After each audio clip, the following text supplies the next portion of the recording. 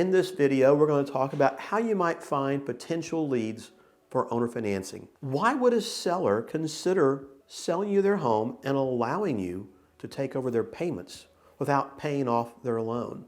And then once you've bought that property, we're going to talk about what are your options for your back-end strategies. We're also going to take a moment, walk through some examples, and hopefully let you walk away with a little bit more clarity in how to handle an owner finance transaction. So let's start off, guys, by talking about how do we find potential leads for owner financing. Keep in mind, right now in our economy, free money, as I call it, is running out. Forbearances are going away. Sellers owe a lot of money and they have problems. Maybe they don't have the ability to make those payments going forward. Maybe the house is in need of repairs that may prevent them from selling the house under a retail scenario. All types of things like that are ongoing right now, and our goal is to find a way to target neighborhoods and or specific properties to help identify this. Now, I think the first most obvious one is the pre-foreclosure property or houses that are moving into the realm of foreclosure. So you can find houses out there that are not in active foreclosure, but they're getting letters from their lenders and things are happening and going on. It's a great target source to start with. I also like to target direct mail for certain neighborhoods that I want to acquire homes in. Maybe the seller owns their house debt-free. So many sellers in the last several years always heard about selling homes in 1, 2, 3 days, multiple offers, things of that nature. Guess what? Not happening anymore. Now it's taking 90, 120 days, and it's going to ratchet up to maybe 6 months to sell a house again. We call that getting back to normal, but sellers aren't accustomed to that, and they want their home to sell. And if they own the house debt-free, maybe it gives you the opportunity to seek seller financing direct from that seller, showing them how to maximize their dollars by maybe eliminating expenses such as realtors, title companies, and items of that nature. In addition, you can even call rental properties or do direct mail to them, whether it's in-state landlords or out-of-state landlords. Oftentimes, landlords are getting tired of those properties and are looking for an exit strategy. Another one that I like to do is actually driving for dollars. Does it work? Absolutely it works. I love driving different neighborhoods. In fact, as I drive to my office, I intentionally try to take a different route every day so I see different things. You never know when you're going to run across a distressed property, a house that looks like it's vacant. Maybe a tenant went through an eviction and got set out. And I could go on, but it gives you an opportunity to target a specific house, maybe a specific seller, and show them how you can be a benefit to them along the way and maybe get a chance to buy that house, especially with owner financing. Now, once you have found that property and a seller has said, okay, I'll consider it, how are you going to put that deal together? Make sure that you know the value of that property. What are the repairs? What's the house worth once it's renovated, if it needs it? Estimate what you think that borrower might owe by going to the deed records. Find out when they bought the property. Check interest rates for that particular year and run an average amortization schedule. Anticipate that if they're in a pre-foreclosure mode, they're probably anywhere from 4 to 6 months behind, and in many cases, a lot more. Know what your back-end exit strategy is going to be. When you buy that property, are you going to lease it? Are you going to retail it? Are you going to move into it? Or maybe are you going to do a back-end wraparound mortgage to an owner-occupant? If I know my back-end strategy, what my income might be, I can estimate my down payment and my monthly payment and how that might apply to help me give the seller what they need and accomplish the transaction to go forward. Our goal is to find out how do we solve our seller's problem and how do we put a deal together that best works for not just the seller, but for us as the investor as well. And there's numerous ways of doing it. Do they own the property debt-free? That might allow you to structure a direct transaction with the seller. Maybe that loan has interest associated with it. Maybe it's a non-interest loan where you're paying principal only.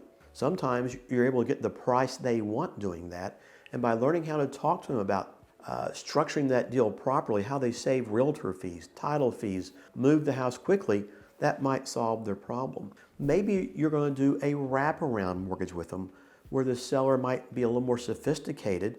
Instead of letting you buy the house subject to the existing debt, they want to give you a new note and deed of trust, maybe with a shorter term on it. Instead of 25 years left on the mortgage, they want you to pay it off in, let's say, 5. Sometimes there are trade-offs between price versus terms, and they counter each other. Or maybe you come across a situation where the seller needs to sell their home. Maybe they're in a pre-foreclosure mechanism. Heck, maybe they're a day or two or a week or two away from foreclosure that allows you to step in and buy the house subject to the existing debt. If you're going to buy a house subject to, when you meet with that seller, it's important to try and get a copy of their mortgage, their note, and their deed of trust. Know what the terms of the transaction are that you're going to be taking over. Try to get a copy of the most current mortgage statement. And guys, if they're in active foreclosure, remember, mortgage companies stop sending out mortgage statements. They send out collection notices. You may have to go back a few months, 6 months. I've had to go back several years to get an original statement that helps to detail what's going on in the transaction. If they are in active foreclosure, they have most likely been receiving legal notices. Get a copy of those notices, whatever you can, so you know exactly what they might owe, who to contact, and how to go about getting that reinstatement you need. Guys, if you are able to buy that house subject to the existing debt, and if the seller is behind in payments, take the time while you're at the house with the seller, contact the law firm or mortgage company, determine who's going to help you get that reinstatement, and while you're there, get it ordered. Sometimes we have a very short fuse and you need to be able to move quickly. It could take 3 to 10 days to get those reinstatements in. And if you're up against the wall, time does matter. So it's fun to look at deals this way, but sometimes you're not able to capitalize on money today. It's going to be money tomorrow. Rarely is there a right or a wrong way. It's going to be what's the best way for this property under these terms with this particular seller. Next, when I'm at the property, I like to have a contract with me. Now, I always suggest using a promulgated contract form for your state. You may not want to use that, and that's fine, because most sellers, realtors, lawyers, closing agents, they know what those documents are. Get your contract signed.